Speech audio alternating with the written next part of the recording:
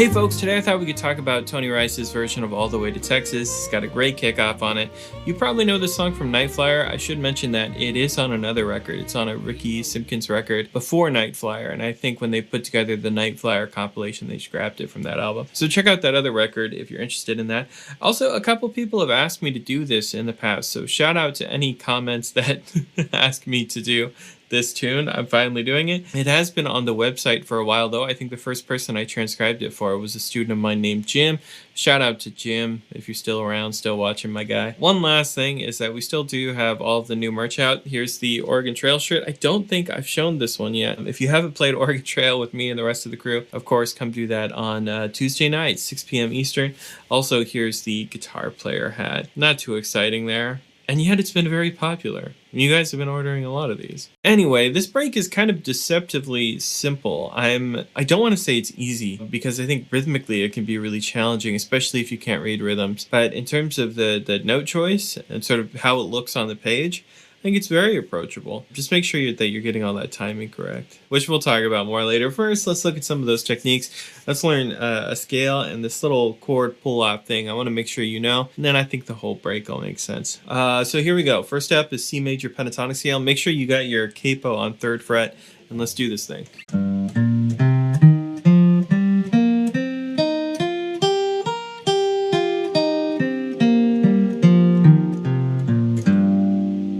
So if you look at this break carefully and you just look for notes that aren't in the scale that I just showed you, there's maybe 5 of them.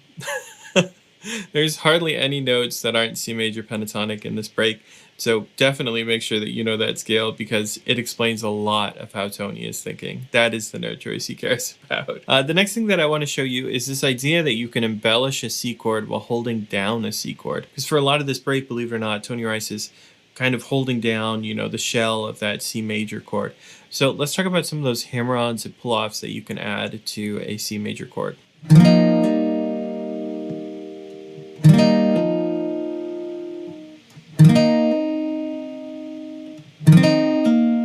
You might not see it right away, but all of those little pull-off moments, they all happen in this break.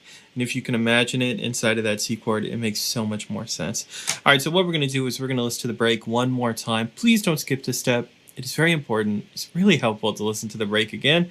I want you to look for all of those C major pentatonic notes, and I also want you to look for all of those little hammer-on pull-off chord embellishments that happen on like the G and D string. So let's do it one more time, and while we do that, we're going to say thanks to all of our YouTube members. If you want to become a member, all you got to do is hit the join button down there. Thank you, members, for making this all possible. Let's listen to the break one more time.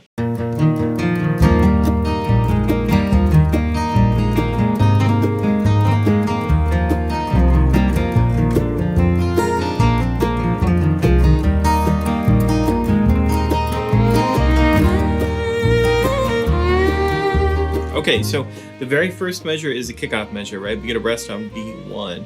So rest, 2 and 3 and 4, and all alternating pick strokes. So down, up, down, up, down, up. Here we go. 1, 2, 3, 4, 1, 2 and 3 and 4, and. It can be really tempting to break your pick strokes here, especially because it's a little bit of a slower paced tune. I will admit that sometimes I break my pick strokes when I play passages like this, but it is very helpful to get your pick stroke game on point, right? You don't just want to break the pick stroke convention because it's a little more comfortable in this moment. You want to make that really knowledgeable choice, right? I can play it this way and I can play it the other way, but I'm choosing to play it a specific way. If the only way you can play it is with broken pick strokes, that's bad. Don't be that guy. All right, let's go to the first real measure of the break. So it starts with one of these hammer-ons that we talked about, remember? That was the very first one in our examples.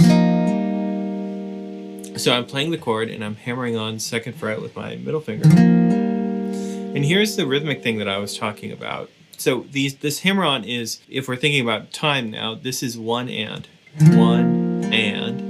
Then nothing happens on beat 2. So 1 and 2 and.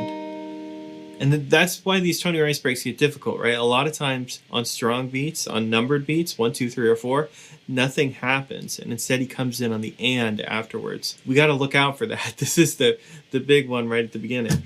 2 and 3 and 4 and 1, 2. See, when I say the word 2, nothing is happening, right? 2. Hopefully that makes sense. The other thing is that whenever we have a number that's a downstroke, whenever we have the word and, right, that's an upstroke. So if I look at the second half of this, first big measure, I have and 3 and 4 and. Because I'm starting with and, I'm starting with an upstroke. Up, down, up, down, up. Of course, this is a pull-off. This is another one of those things that I showed you earlier, right? The little hammer-on pull-off maneuvers. So starting from that and of 2, let's finish this line. And 3 and 4 and 1 and 2 and 3 and 4 and. So much of it is C major pentatonic. Those F notes on the D string are the only notes that aren't. Most of those can either be played with your ring finger or your pinky finger, depending on the situation. I don't think it's too tough. I will play this whole line. Rest.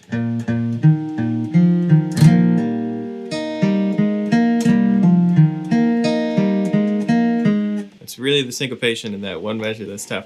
If we go to the next line, we get that exact same syncopation. That is to say, nothing happens on beat 2. We get that in these first 2 measures.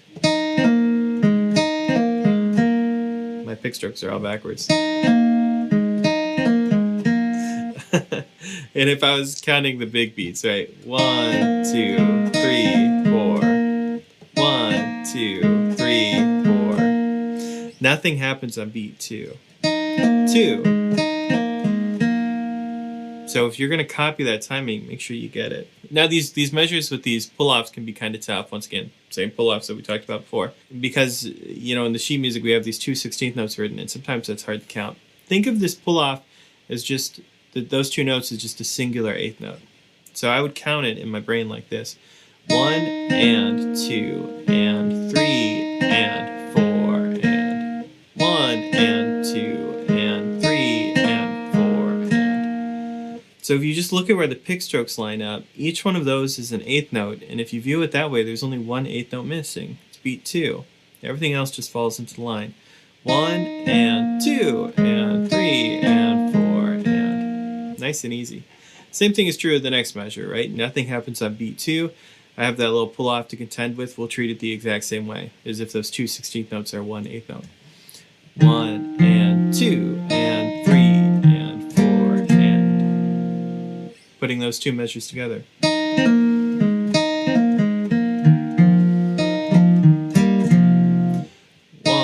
2. 1, 2. See, nothing happens on beat 2. Last measure of this line. I find this one interesting. I imagine that a lot of you will find different fingerings for this. It's a weird passage. I'm sure you'll find different comfortable ways to play it.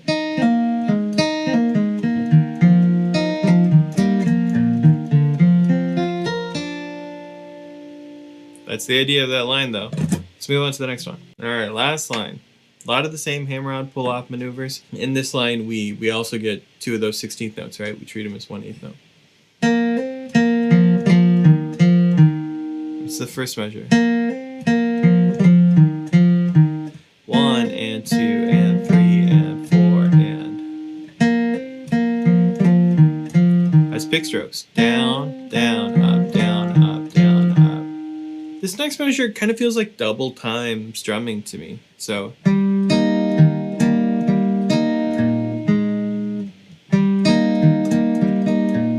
He's kind of just filling space with strums. Just waiting for a fiddle to take over.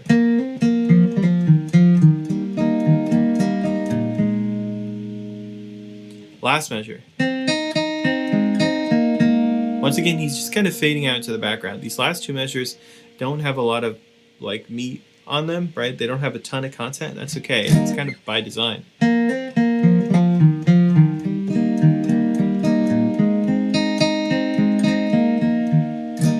And of course, since Tony only plays a half break, that's where fiddle takes over. So that's the end of it for us. All right, now that we've done the breakdown, you can listen to the whole break with the tab up above. Remember, if you want to practice along with me, you should probably hit the settings wheel down there, and you should probably change the playback speed to something a little more manageable. I like to at least go down to 50% speed, if not further, when I'm learning stuff. So definitely do that. Let's listen to the break.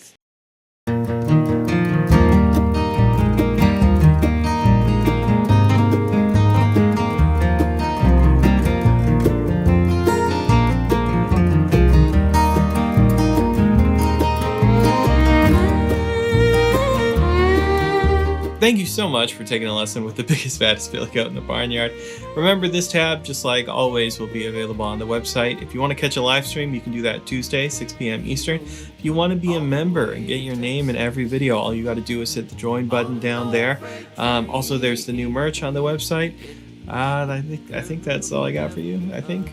Thank you so much for watching. I'll see you all later. You have a good one. Way to Texas. Didn't shed a tear. He's letting you know he's the moving kind. The light shines from my window. I just can't sleep no more.